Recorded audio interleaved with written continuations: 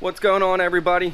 I gotta apologize for being a little late, coming out with videos consistently. As you can see, the shop is really starting to empty out. So we're gonna be moving really soon.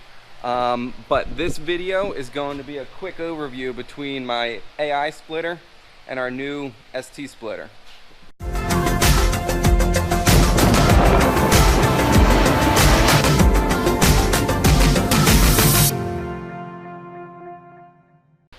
So the big thing to note is just the size difference of the ST splitter versus the AI splitter.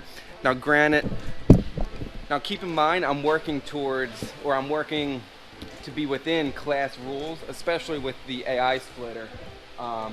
So, that's why we can't just go all out on every splitter.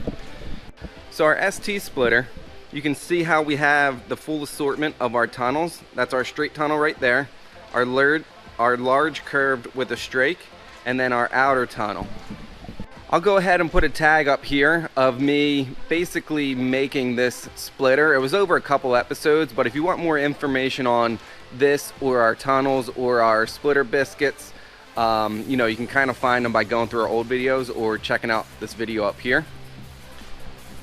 Now our AI splitter, this is my first time I dove into an actual tunneled splitter.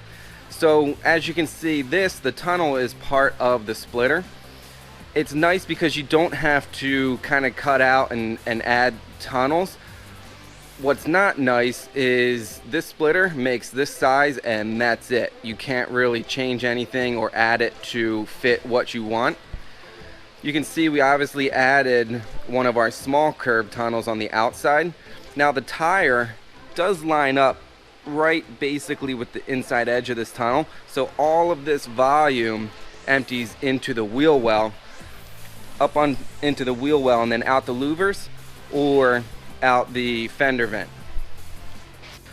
So we got our splitter biscuits on this one as well. The leading edge on this one is a little bit more beat up because these biscuits are a relatively new thing for us, so that's why this splitter kind of took a little bit of a beating before I started using the splitter biscuits.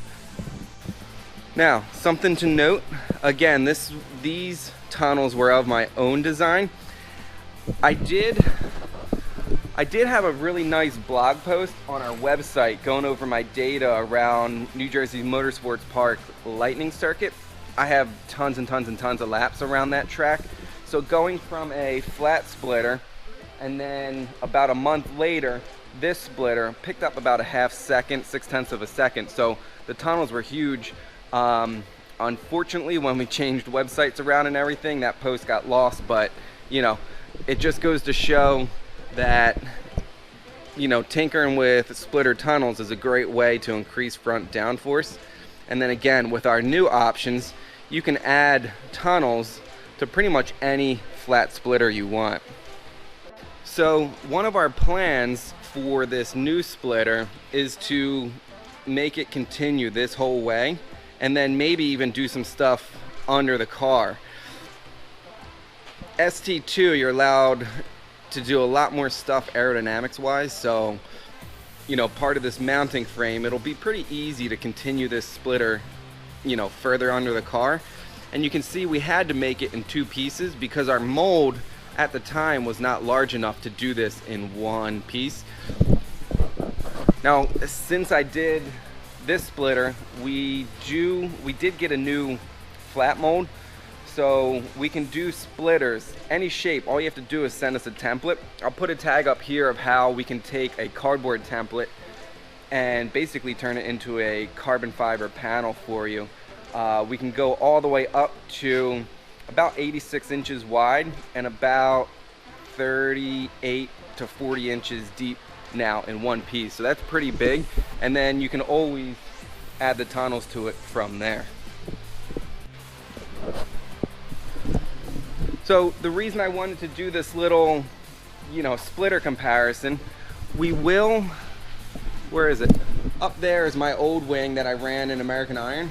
And then we've been running our new Apex 15, which is our large dual element wing.